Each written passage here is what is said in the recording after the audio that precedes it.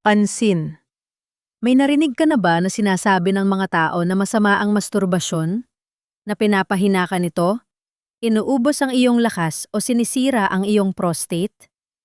Ang totoo, karamihan sa mga lalaki ay lumalaki na may ganitong takot at hiya, nang hindi nila tunay na naiintindihan kung ano talaga ang nangyayari sa loob ng kanilang katawan. Ako si Dr. Katrina May Dizon, isang urologist na may higit 15 taon ng karanasan sa pangangalaga ng kalusugan ng mga lalaki dito sa Pilipinas. At ngayon, nandito ako para tuluyang basagin ang mito na ito at ihayag ang tunay na ebidensyang siyentipiko tungkol sa masturbasyon. At pangako ko sa iyo, kung mananatili ka hanggang dulo ng video na ito, malalaman mo kung paano maaaring protektahan ng masturbasyon ang iyong prostate at kung bakit mismong siyensya ang nagpapatunay nito. Ito ay hindi lang basta video. Ito ang katapusan ng hiya at simula ng tunay na kaalaman tungkol sa iyong katawan. Simulan na natin. Araw-araw akong tumatanggap ng mga lalaki sa aking klinika. At alam mo ba kung ano ang isa sa pinakakaraniwang tanong? Doktora, sobra ba akong mag-masturbate? Nakakasama ba ito sa prostate ko? At nauunawaan ko kung bakit sila nag-aalala. Sa loob ng maraming siglo, ang masturbasyon ay tinrato na parang malaking bawal. Iniuugnay sa pagkahina, kawalan ng disiplina, at kung ano-anong sakit. Pero ang makabagong medisina, gamit ang malinaw at maaasahang pag-aaral, ay nagpakita na marami sa mga paniniwalang ito ay mali. Ang tunay na panganib ay hindi nasa masturbasyon mismo, kundi sa kakulangan ng tamang impormasyon tungkol dito. Bakit pwedeng maging mabuti ang masturbasyon para sa prostate? Ang sagot ay nasa biyolohiya ng katawan at kung paano naaapektuhan ng pag-ejaculate ang glandulang prostate. Panahon na para iwanan ng mito at yakapin ang totoong siyensya. At oo, alam kong maaring mukhang kakaiba na ang isang doktora ay diretsong nagsasalita tungkol dito.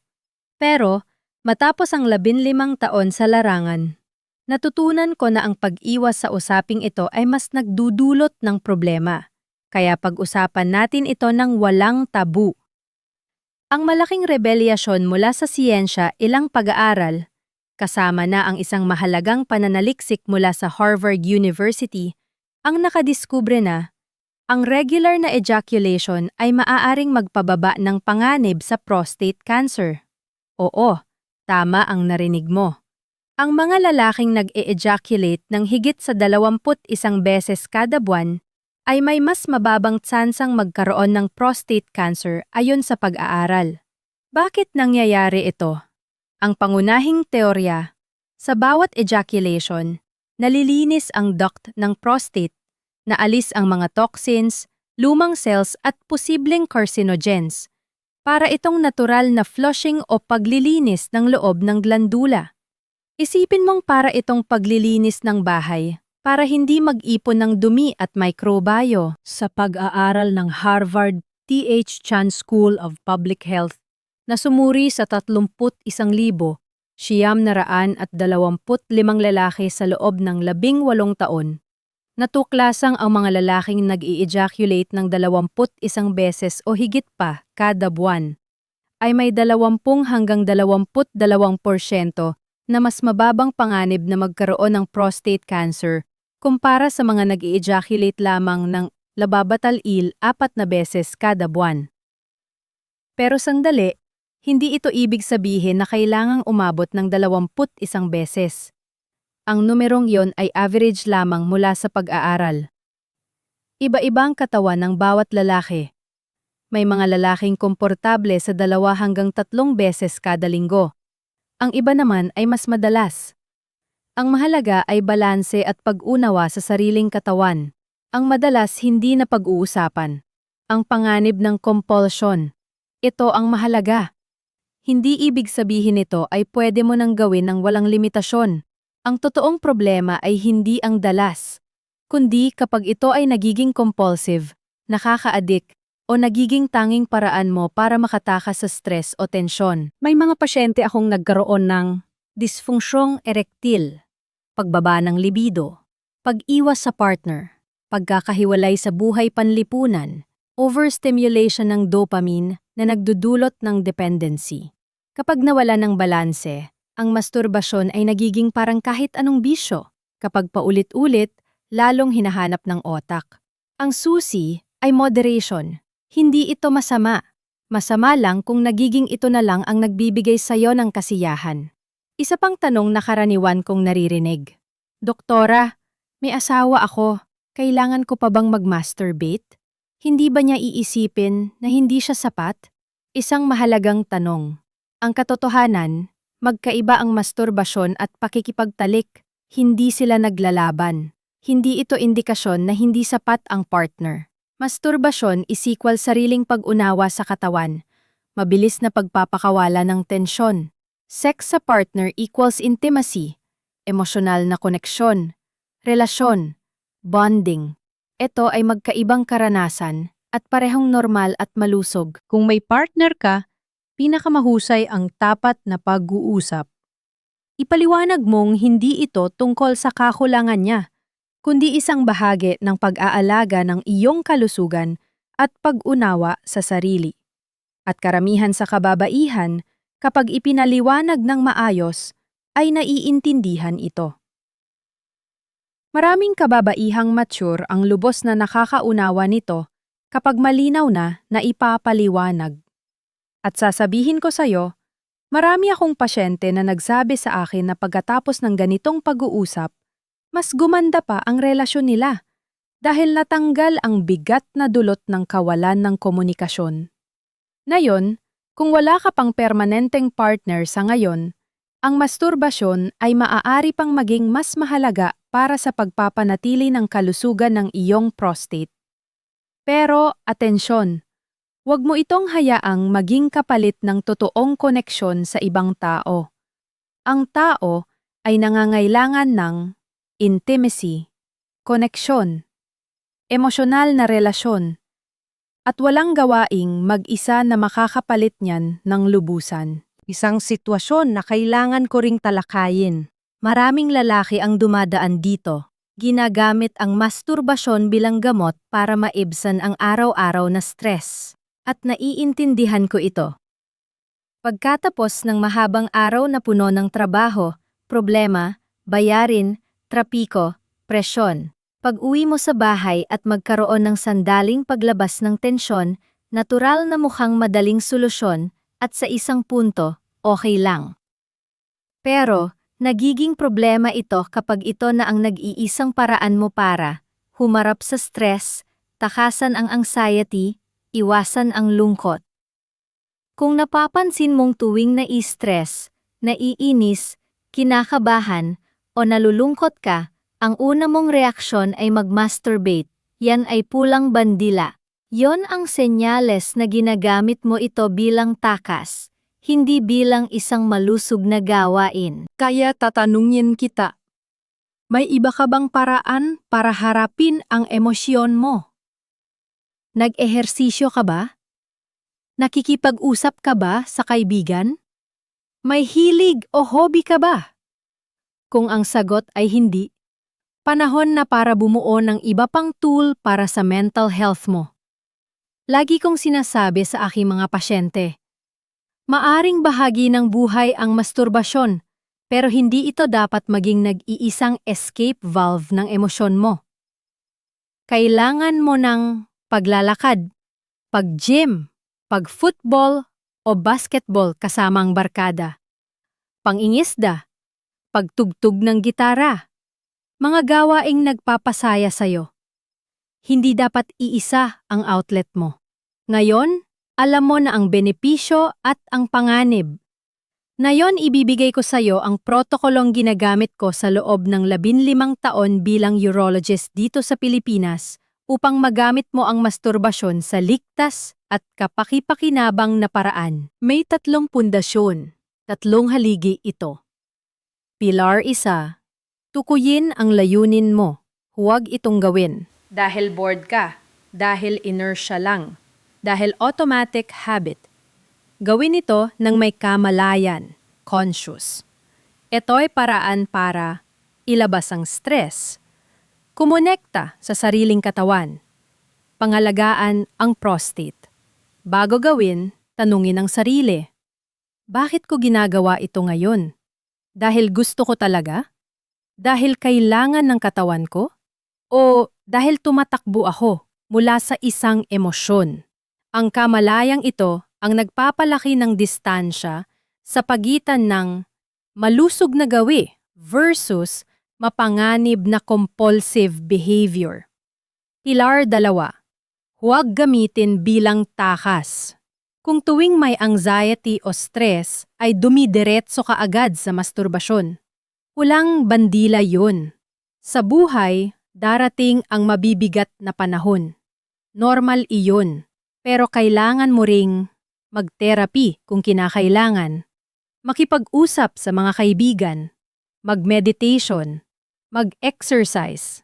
Hindi pwede na masturbasyon lamang ang emotional outlet mo. Pilar 3. Panatilihin ang balanse.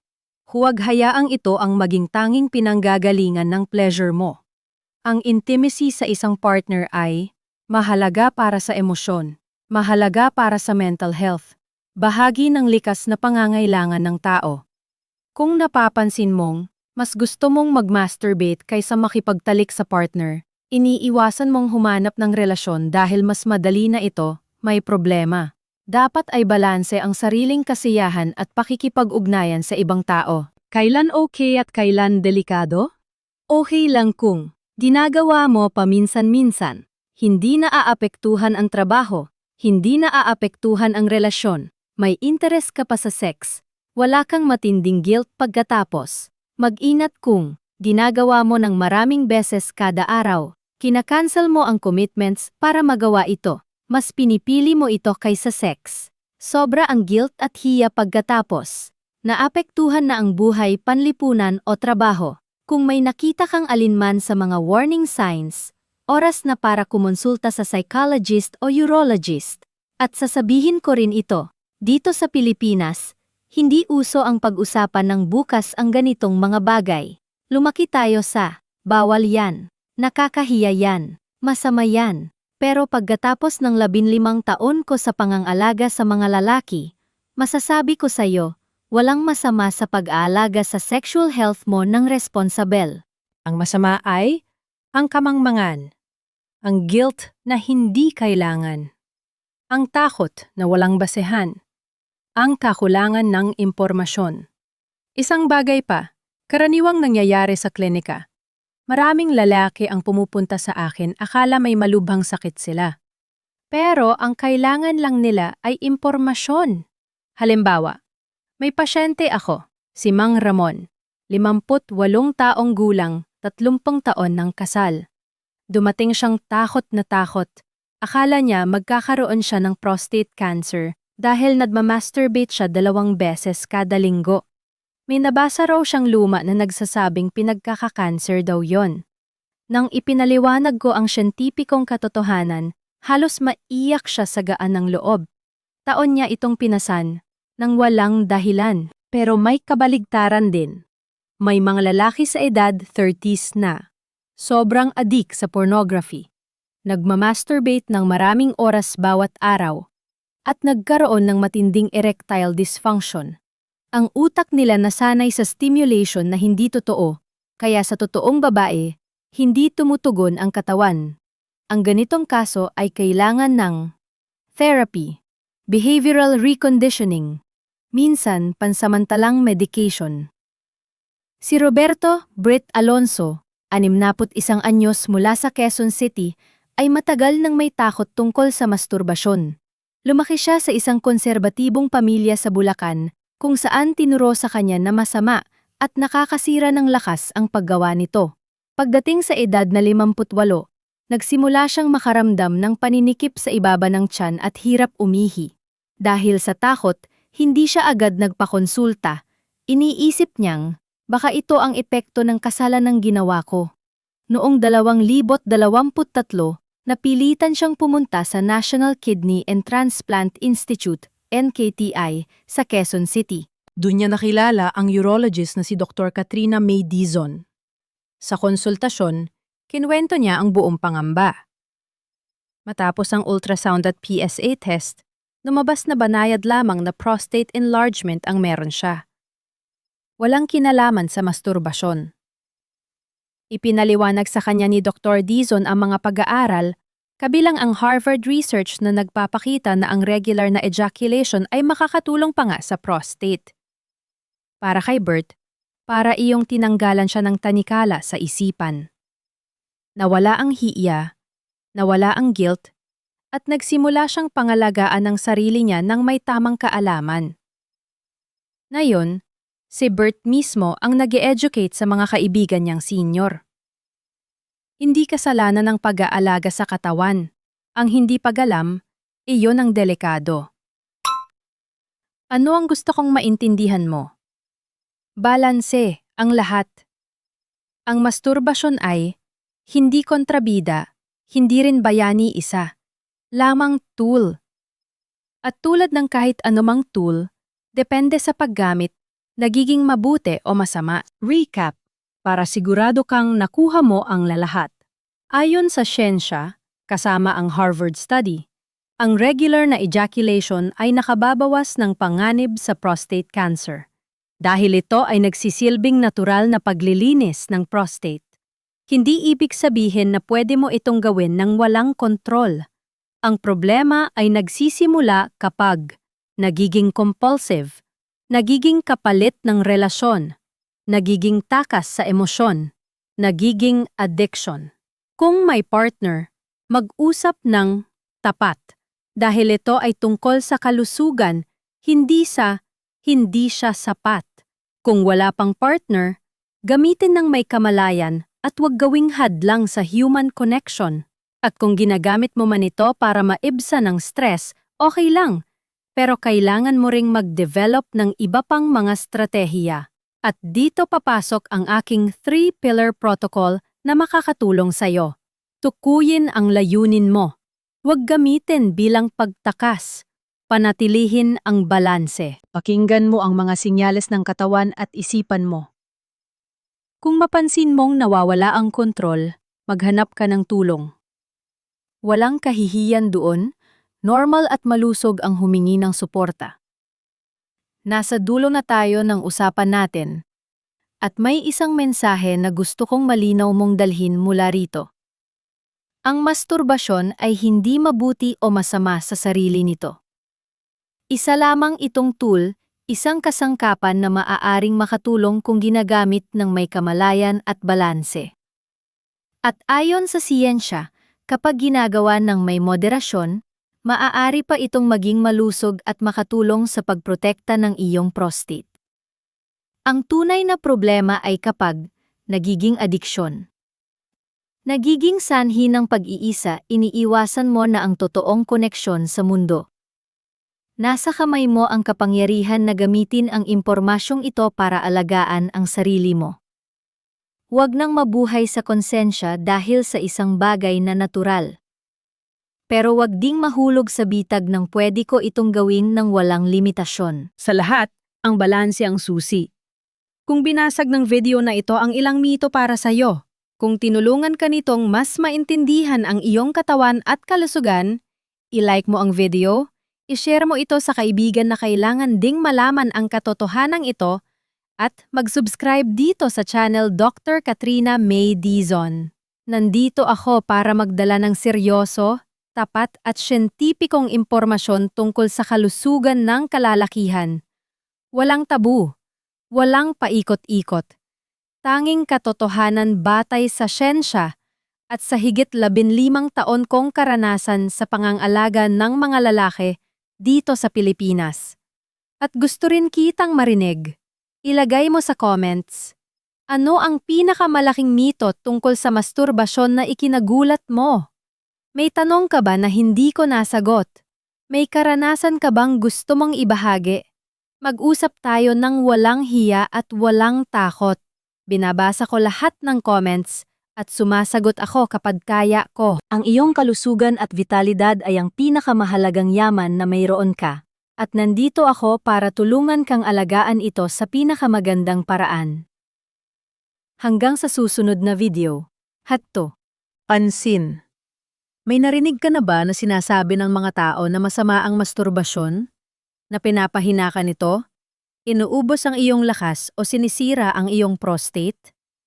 Ang totoo, karamihan sa mga lalaki ay lumalaki na may ganitong takot at hiya, nang hindi nila tunay na naiintindihan kung ano talaga ang nangyayari sa loob ng kanilang katawan. Ako si Dr. Katrina May Dizon, isang urologist na may higit 15 taon ng karanasan sa pangangalaga ng kalusugan ng mga lalaki dito sa Pilipinas. At ngayon, nandito ako para tuluyang basagin ang mito na ito at ihayag ang tunay na ebidensyang siyentipiko tungkol sa masturbasyon.